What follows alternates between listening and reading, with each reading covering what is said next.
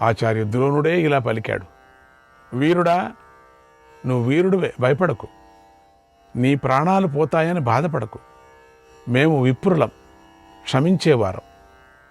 బాల్యంలో నువ్వు నాతో కలిసి ఆశ్రమంలో ఆడుకున్నావు, దాంతో నీతో నాకు స్నేహం, ప్రేమ కలిగాయి.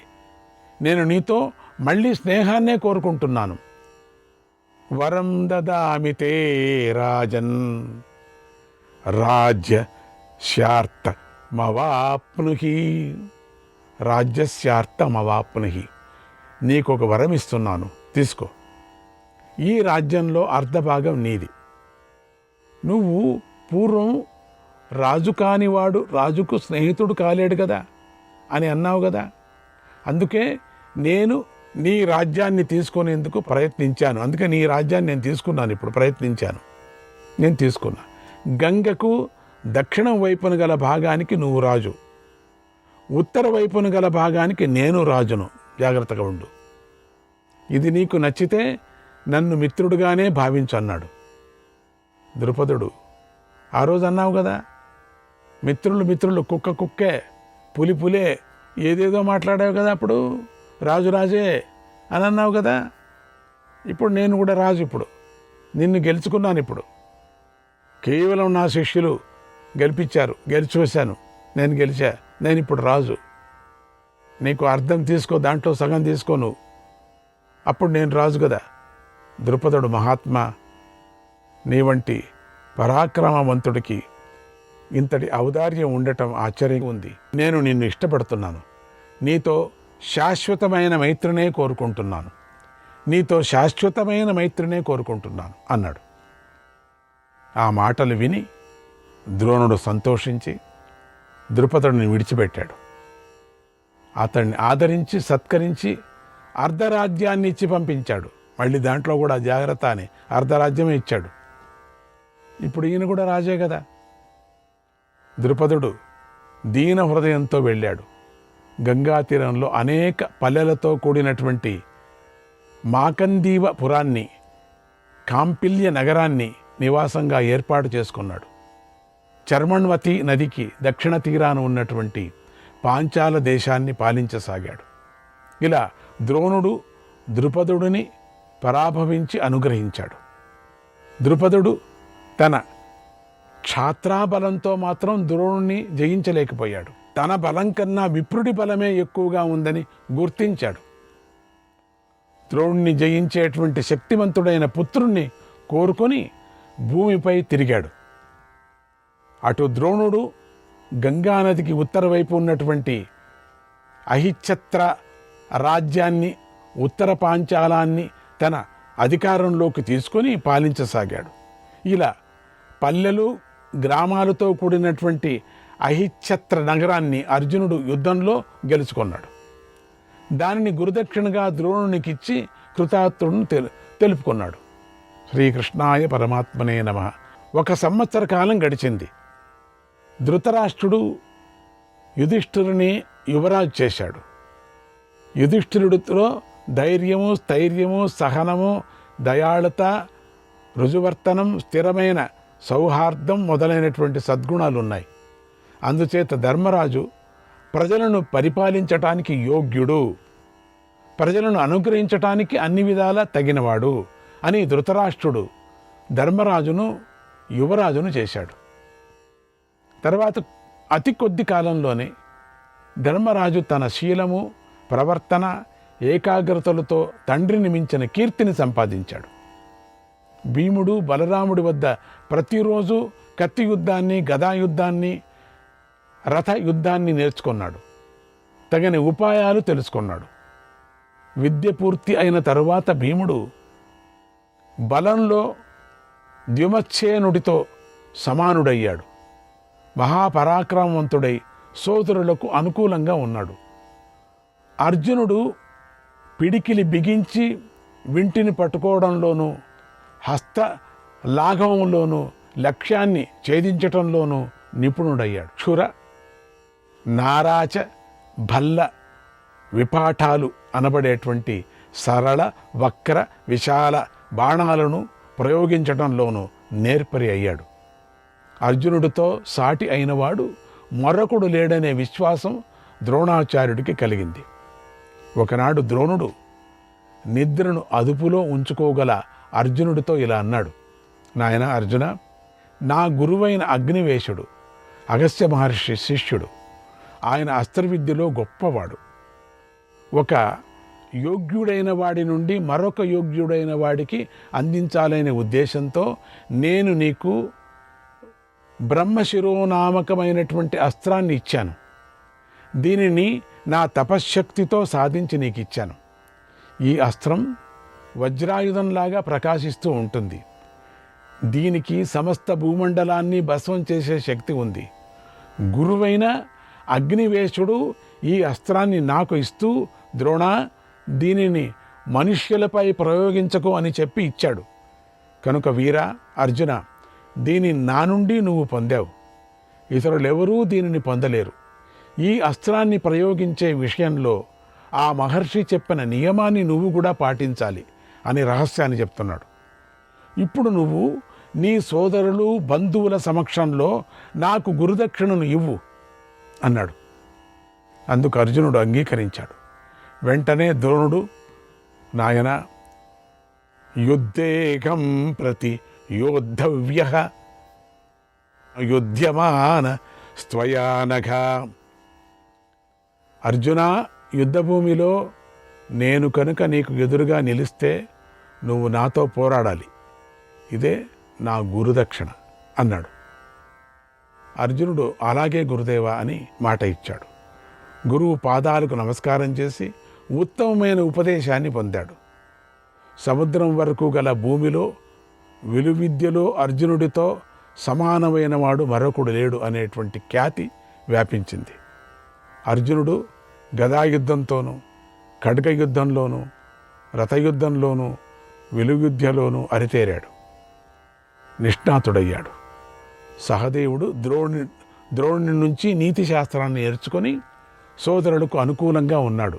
అది ఇక సోదరులకు ఇష్టుడైనటువంటి నకులుడు కూడా ద్రోణుని వద్ద అస్త్రశాస్త్ర విద్యలు నేర్చుకున్నారు. అన్నీ కూడా చిత్రంగా యుద్ధం చేయటంలో అతిరథుడుగా ప్రసిద్ధికెక్కాడు. ఇలా పాండవులు విద్యలలో అరితేరారు, నైపుణ్యాన్ని గడించారు. అర్జునుడు జైత్ర యాత్ర ప్రారంభించాడు. మొదట సౌవీర దేశం మీదకు దండెత్తాడు. గంధర్వులు విఘ్నాలు కలిగిస్తున్న సౌవీరదేశరాజు భయపడకుండా ఏకాంగంగా 3 సంవత్సరాలు యజ్ఞాలు చేశాడు. గంధర్వులు ఆయనను ఏమీ చేయలేకపోయారు. అటువంటి ఆ రాజును అర్జునుడు మొదలైనటువంటి పాండవులు వధించారు. అర్జునుడు తర్వాత యవన దేశంపై దండెత్తాడు. ఆ యవన దేశపు రాజు పూర్వం పాండురాజుకు కూడా లొంగలేదు. అటువంటి యవన దేశపు రాజును అర్జునుడు లొంగ తీసుకున్నాడు. తర్వాత అర్జునుడు సౌవీర దేశానికి వెళ్ళి అందులో మరొక భాగానికి రాజైన విపులుడిని వధించాడు. విపులుడు కౌరవుల విషయంలో ఎప్పుడూ పొగురుబోతుగా వ్యవహరించేవాడు, మాట వినేవాడు కాదు. అటువంటి ఆ పొగురుబోతును అర్జునుడు యుద్ధంలో అంతం చేశాడు. ఇంకొక సౌవీరరాజు పేరు సుమిత్రుడు. అతడికి దత్తమిత్రుడు అని మరొక పేరు కూడా ఉంది. అతడెప్పుడు యుద్ధాన్ని కోరుకునేవాడు. అతన్ని కూడా అర్జునుడు యుద్ధంలో జయించాడు. అర్జునుడు వీరినే కాకుండా భీమసేనుడి సహాయం తీసుకొని తూర్పు దిక్కులోని వీరులందరినీ జయించాడు. 10,000 మంది రథికులను జయించాడు. దక్షిణ దిక్కు వైపు తానొక్కడే ఒంటరిగా వెళ్ళి వీరులందరినీ జయించి అపార ధనరాశుల్ని, మాణిక్యాలని, అన్ని రాసుల్ని కూడా తీసుకొని వచ్చాడు. ఇలా మహాత్ములు, మానవోత్తములైనటువంటి పాండవులు శత్రుదేశాలను గెలిచారు. తమ రాజధానిని అభివృద్ధి చేసుకున్నారు. పాండవులు మహాబలవంతులు అని వారి బలపరాక్రమాలను తెలుసుకున్న వెంటనే ధృతరాష్ట్రుడికి చెడు ఆలోచనలు కలిగాయి. అందుచేత రాత్రిపూట ధృతరాష్ట్రుడికి నిద్ర పట్టలేదు. ఇంతటితో సంభవ పర్వము సమాప్తమవుతున్నది. శ్రీకృష్ణాయ పరమాత్మనే నమః. పాండవులు వీరులు, బలపరాక్రమాలు కలవారు, జతకు తేజస్సు కలవారని లోకంలో ప్రసిద్ధికెక్కిన మాటను విని ధృతరాష్ట్రుడెంతో కలత చెందాడు. అప్పటికే పాండవులకి మాత్రమే ఆ పేరు వస్తున్నది. దివ్యమైనటువంటి బలము, తేజస్సు ఇవన్నీ ఉన్నాయి కాబట్టి దేశంలో చాలా పేరు తెచ్చుకున్నారు. కలత చెందాడు. తన కొడుకుల్లో ఎవరు రాలేదే అని కలత చెందాడు. చింతాక్రాంతుడయ్యాడు. అతడి హృదయంలో శోకం వృద్ధి చెందింది, ప్రారంభమైంది. అప్పటి నుంచి వాడికి అప్పుడు మంత్రవేత్త, మంత్రుల్లో శ్రేష్ఠుడు, రాజనీతివేత్తల్లో అగ్రగణ్యుడైనటువంటి కణికుడిని పిలిపించి ధృతరాష్ట్రుడు ఇలా అడిగాడు. ఓ మంత్రి, పాండవులు రోజురోజుకు అభివృద్ధి చెందుతున్నారు.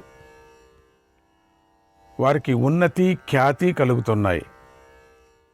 అది నా హృదయాన్ని బాధిస్తుంది. వారిని నేను మనసులోనూ చూస్తుంటే నాకు అసూయ పుడుతుంది. ఆ మాటలు విని విని ఈ పరిస్థితిలో నేనేం చేయాలి? వారితో సంధి చేసుకోనా, లేదా వారితో యుద్ధం చేయనా? ఈ విషయంలో నేను ఎటూ తెలుసుకోలేకపోతున్నాను. నువ్వే ఈ విషయంలో బాగా ఆలోచించి నేనేం చేయాలో స్పష్టంగా చెప్పు. నువ్వు చెప్పినట్లుగానే నేను నడుచుకుంటాను అన్నాడు. అంటే ఇప్పటికే ధృతరాష్ట్రుడికి నిద్ర పట్టడం లేదు, బాధపడుతున్నాడు. పుత్రమోహంతో నానా యాతనలు పడుతున్నాడు. వీళ్ళు ముందుకు రాలేదు అని బాధ. ఒకే గురువు దగ్గర పెట్టాడు, ఒకే అన్నీ వాళ్ళకు కావాల్సింది అంత సమంగా చూశాడు. వాళ్ళు మాత్రం దూసుకుపోతున్నారు. మా పిల్లలు మాత్రం ఎవరు కూడా వాళ్లను మించిపోవటం లేదు. నేనేం చేయటం? వాళ్ళతో యుద్ధానికైనా పోతున్నా, పోని సంధి చేసుకుందా అంటే అప్పటికే ఏదో విరుద్ధభాసంగా మాట్లాడుతున్నాడు. అందరూ ఒకే పిల్లల్లాగా పెంచినవాడు, అంత అన్నదమ్ముళ్ళు పిల్లలే కదా పెంచినవాడు. చూడండి వీడి మనస్సు, వీడికి రాజ్యం మీద మమకారం, పిల్లల మీద మోహం, తన అహంకారం మీద పట్టుదల. అందుకని కణికుడిని అడిగాను నేనేం చేయను అని. ఆ మాటలు విని కణికుడు మనస్సు కావలసింది ప్రసన్నమైపోయింది. రాజనీతిని బోధించాలని సంకల్పించి ఇలా అన్నాడు. మహారాజా, ఈ విషయంలో నా అభిప్రాయం చెబుతున్నాను, వినండి. దీనిని విన్న తరువాత నన్ను తప్పు పట్టకండి, నాపై దోషాన్ని మోపకండి. రాజు ఎప్పుడూ దండాన్నే పట్టుకొని ఉండాలి, ఎప్పుడూ పౌరుషాన్ని ప్రకటిస్తూనే ఉండాలి కదా. తనలోని లోపాలు బయటపడేలాగా ప్రవర్తించకూడదు, బయటికి చెప్పకూడదు. మీరు శత్రువుల లోపాలను మాత్రం తెలుసుకోవాలి. శత్రువులు బలహీనులుగా ఉన్నారని తెలిసిన మరుక్షణమే తగిన విధంగా దాడి చేయాలి మనం. అనుక్షణము దండాన్ని విధిస్తున్న రాజుకే ప్రజలు భయపడుతూ ఉంటారు కనుక దండం ద్వారానే రాజు అన్ని పనులను సాధించుకోవాలి. అధికారం ఉన్నది మీకు ఇప్పుడు, ఈ అధికారంలో మీరు సాధించుకోవాలా. ఈ ప్రజలు ఒప్పుకుంటారు, అప్పుడు ప్రజలు భయపడతారు. అధికారం చాలా పెద్దగా ఉంది, ఇప్పుడు మీరు యోచనే చేయాల్సిన పని లేదు. దండనీతి అన్నిటినీ సాధించి పెడుతుంది. శత్రువు తన లోపాలను గ్రహించలేని విధంగా తగిన జాగ్రత్తలను తీసుకోవాలి ప్రభు. శత్రువు లోపాలు బయటపడితే మాత్రం తప్పకుండా వారిపై దండెత్తాలి. శత్రువు లోపాలు వచ్చే విధంగా ఆ నాటకం ఆడాల.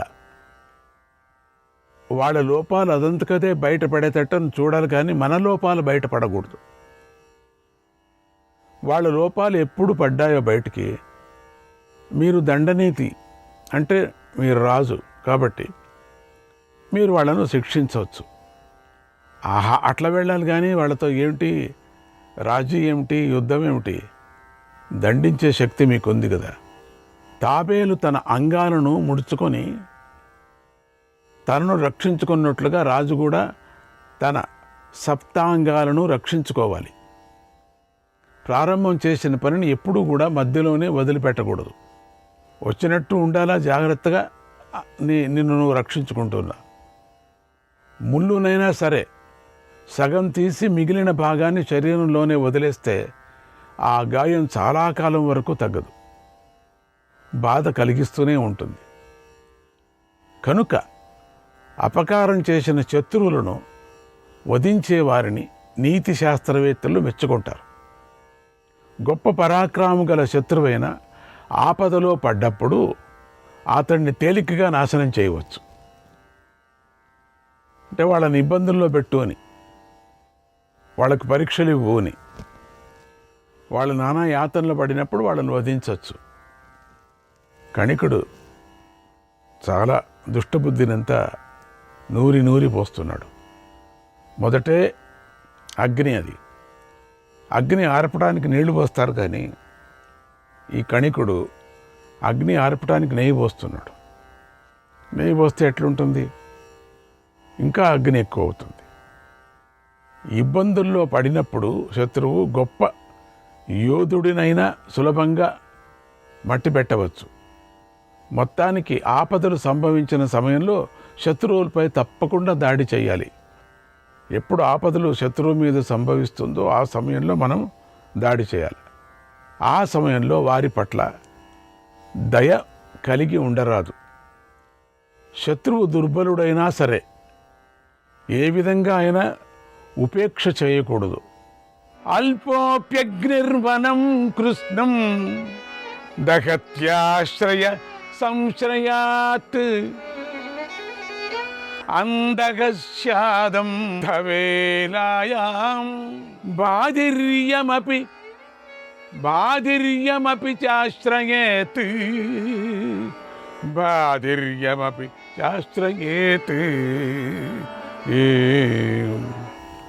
చిన్న నిప్పు రవ్వ అయినా, చిన్న నిప్పు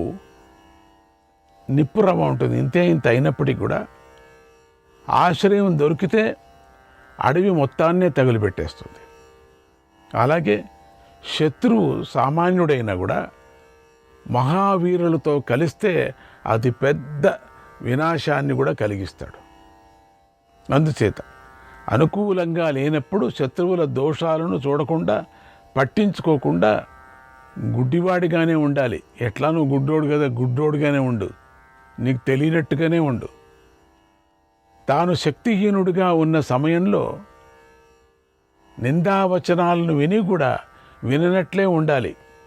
కొంచెం చెవుడుకు తెచ్చుకోను జాగ్రత్తగా. ఆ సమయంలో తన ధనస్సును గడ్డిపోచతో సమానంగా భావించాలి. ఆ సమయంలో అంటే ఏం చేయదు అని. అల్ప జంతువులకు నమ్మకం కలిగేదాకా నిద్ర నటిస్తున్నటువంటి మృగంలాగానే అసమర్థుడిగా శత్రువు కనిపించాలి. ఎంత నీతి బోధిస్తున్నాడు! అనేక ప్రకారాలుగా నీవు గెలిచేది ఎట్లా అని బోధిస్తున్నాడు. చిత్రమైనటువంటి ఉపాయాలు చెప్తున్నాడు.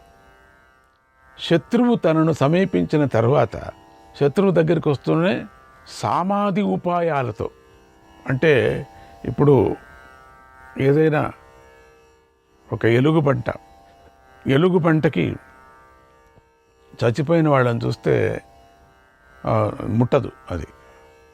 అది ఎలుగుబంటకు నమ్మించాల. ఎలుగుబంట వస్తుందంటే మనం ఎప్పుడు యుద్ధం చేయటానికి మనకు శక్తి లేదో అప్పుడు చచ్చిపోయినట్టు పడుకోవాలి. వచ్చి చూస్తుంది, అది చూసి దగ్గర వచ్చి చచ్చిపోయినాడు అనుకుంటుంది. శ్రీకృష్ణాయ పరమాత్మనే నమః.